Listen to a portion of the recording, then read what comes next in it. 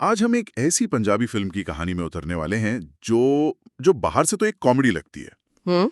पर अंदर से ये माता-पिता और बच्चों के रिश्ते की एक बहुत ही, आप कह सकते हैं, जरूरी कहानी कहती है। बिल्कुल। फिल्म है शिंदा शिंदा नो पापा, और कहानी है एक पिता की जो कनाडा में अपने 10 साल के बेटे की शरारतों से तंग आ चुका है। हाँ, पूरी तरह से।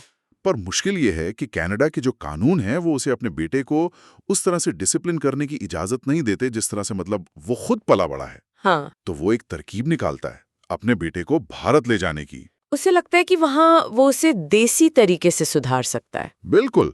तो आज हम इसी कहानी की परतों को खोलेंगे। हमारे पास इस फिल्म की पूरी कहानी का एक खाका है और हम ये समझने की कोशिश करेंगे कि परवरिश, सांस्कृतिक टकराव और पीढ़ियों के बीच की दूरी पर यह फिल्म क्या कहती है। और ये सिर्फ एक कॉमेडी से कहीं ज्यादा है।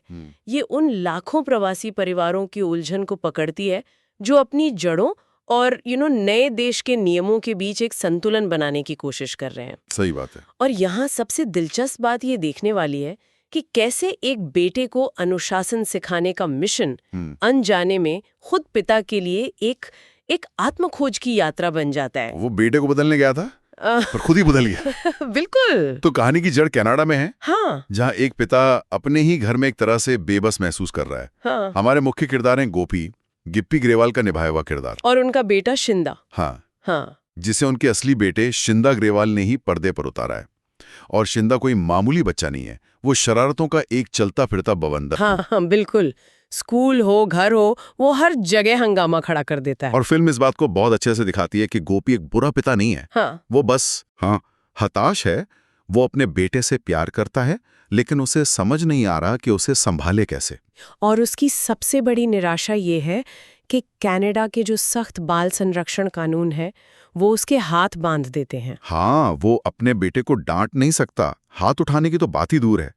उसे हमेशा ये डर सताता है कि कहीं कोई पड़ोसी पुलिस को ना बुला ले। और ये एक बहुत बड़ा सांस्कृतिक टकराव है ना? एक तरफ वो परवरिश है जिससे वो खुद बड़ा हुआ, जहां एक थप्पड़ या डांट को डिसिप्लिन का हिस्सा माना जाता था। और दूसरी तरफ कनाडा का माहौल है जहां बच्चे के अधिकार सबसे ऊपर हैं। और इस टकराव में गोपी अकेला महसूस करता है। बिल्कुल। उसकी पत्नी निकी, जो हिना खान बनी है, वो भी परेशान है, पर वो शायद हालात से ज्यादा समझौता कर चुकी है। गोपी नहीं कर पा रहा। सही। और यहाँ बात सिर्फ अनुशासन की नहीं है। गहराई में देखें तो ये एक पिता का डर है कि उसका बेटा एक ऐसी संस्कृति में ढल रहा है जिसे वो खुद पूरी तरह नहीं समझता। हाँ, उसे लग रहा है कि वो अपने बेटे पर अपना प्रभाव खो रहा है। बिल्कुल। उसके लिए ये सिर्फ एक शरारती बच्चा नहीं है, ये उसकी पहचान और उसके मूल्यों का सवाल बन गया है।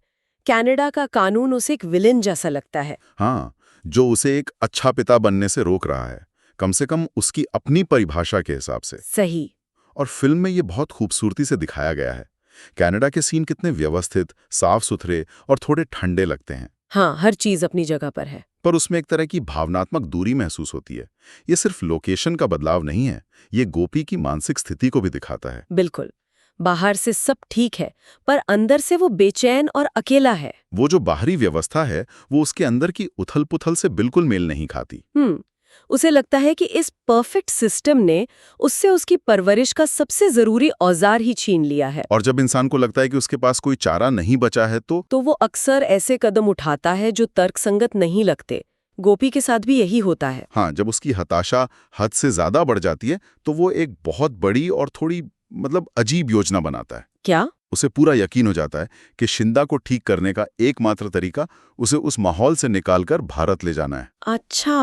वो शिंदा को पंजाब के अपने पुश्तैनी गांव ले जाने का प्लान बनाता है। और वो इसे एक मजेदार गर्मी की छुट्टी की तरह पेश करता है ना? हाँ, बिल्कुल। वो शिंदा से वादा करता है कि भारत में उसे पूरी आजादी मिलेगी, वो जो चाहे कर सकता है, कोई रोक टोक नहीं होगी। ये तो अपने आप में एक विडंबना है।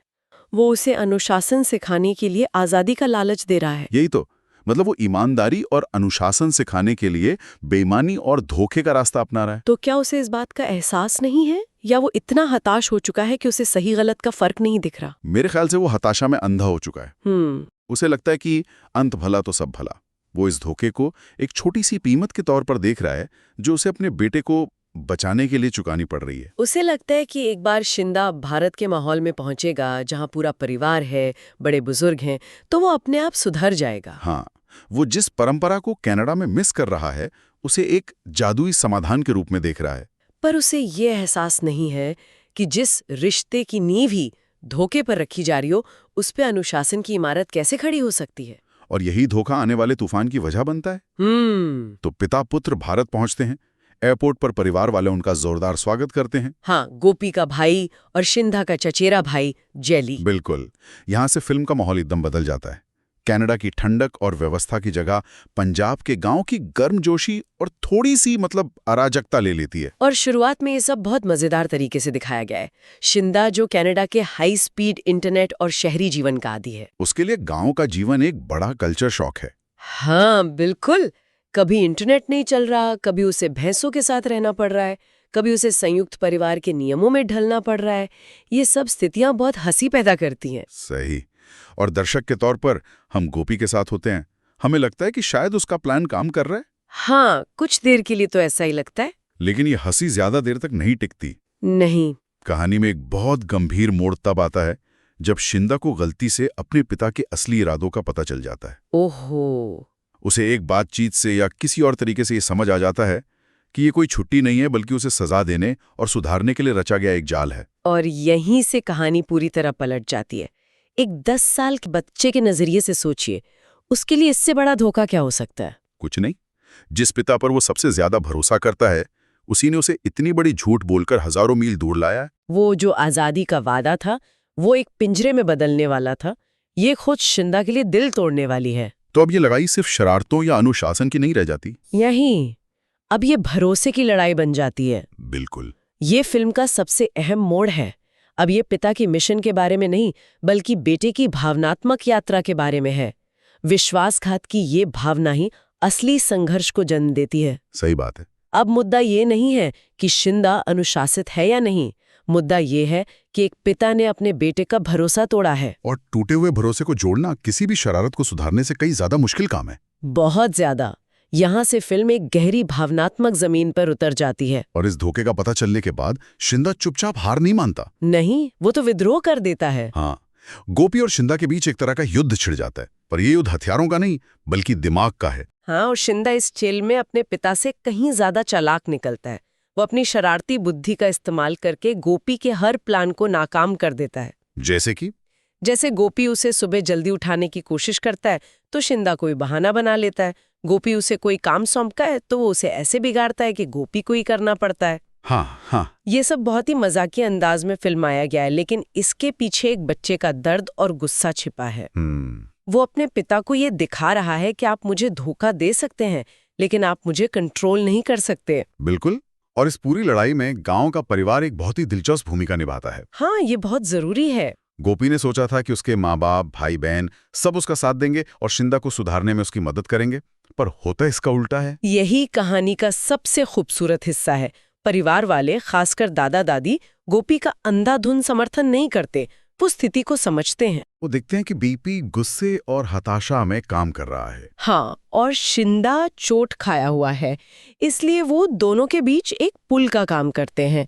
वो शिंदा को प्यार से समझाते हैं, लेकिन साथ ही साथ वो धीरे धीरे गोपी को भी आईना दिखाते हैं। तो जिस परिवार को गोपी एक डंडे की तरह इस्तेमाल करने आया था, वही परिवार अब एक आईने की तरह काम कर रहा है, जो उसे उसकी खुद की गलतियां दिखा रहा है। बिल्कुल सही।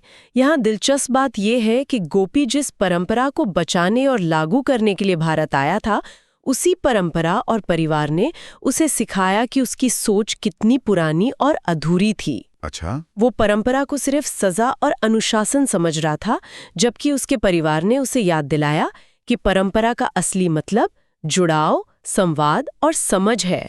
मतलब समाधान जगह बदलने में नहीं था, बल्कि नजरिया बदलने में था। एग्जैक्टली।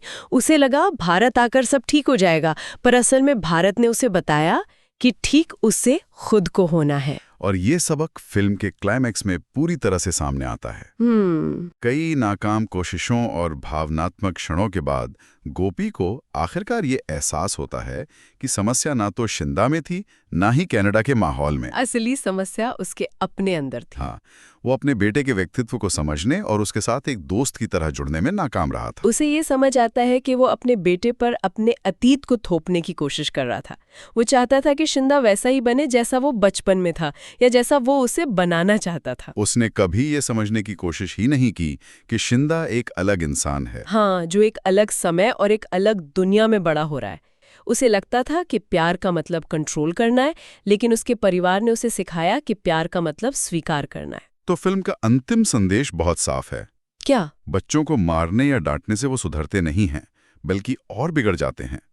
पीढ़ियों और संस्कृतियों के बीच की खाई को पाटने का एकमात्र तरीका प्यार, धैर्य और खुली बातचीत है। सही। कहानी एक बहुत ही दिल छू लेने वाले मोड़ पर खत्म होती है, जहां गोपी और शिंदा अपने रिश्ते को एक नई शुरुआत देते हैं। इस बार धोखे पर नहीं, बल्कि समझ और भरोसे पर। बिल्कुल। इस तरह ये यात्रा, जो एक शरारती बच्चे को अनुशासित करने के मिशन के रूप में शुरू हुई थी, वो पिता के लिए आत्म खोज की एक अप्रत्याशित यात्रा बन गई। ये कहानी इस आम धारणा को चुनौती देती है कि हमेशा बच्चे को ही बदलने की जरूरत होती है। यहाँ ये साबित होता है कि एक बेहतर रिश्ता बनाने के लिए कभी-कभी माता-पिता को बदलना पड़ता है। पिता ने सोचा था कि वो अपने बेटे को सबक सिखाने भारत ले जा रहा है, लेकिन अंत में भारत और उसके परिवार ने उसे ही एक गहरा सबक सिखा दिया। सही। तो आज हमने देखा कि कैसे अनुशासन सिखाने की एक पिता की गलत योजना आधुनिक परवरिश और जुड़ाव पर एक जरूरी सबक में बदल गई। ये कहानी दिखाती है कि कभी-कभी बच्चों को अनुशासित करने से पहले माता-पिता को खुद को अनुशासित करने की जरूरत होती है। अपनी उम्मीदों को, अपने गुस्से को और अपने डर को। बिल्कुल। अपने बच्चे को समझने के लिए पहले खुद को समझना जरूरी है। इस पूरी चर्चा के बाद मेरे मन में एक सवाल आ रहा है। बताइए। स्रोत और फिल्म दोनों ही पिता की यात्रा और उसके आत्मज्ञान पर बहुत ध्यान केंद्रित करते हैं, जो कि जरूरी भी है। हमें गोपी का नजरिया अच्छे से समझ आता है, लेकिन उस बेटे का क्या? फिल्म तो एक खुशनुमा मोड़ पर खत्म होती है, जहां पिता पुत्र गले मिल लेते हैं। पर क्या असल जिंदगी में भरोसा इतनी आसानी से वापस जुड़ता है? ये तो मुश्किल सवाल है। एक 10 साल का बच्चा अपने पिता से मिले इतने बड़े धोखे को क्या सच में भूल पाता है? या ये एक ऐसी याद बन जाती है जो उनके रिश्ते में हमेशा एक छोटी सी दरार की तरह मौजूद रहती है? सही। कहानी तो सुलह पर खत्म हो जाती है, पर क्या असल जिंदगी में इस तरह के घाव इतनी जल्दी भरते हैं? ये सोचने वाली बात है।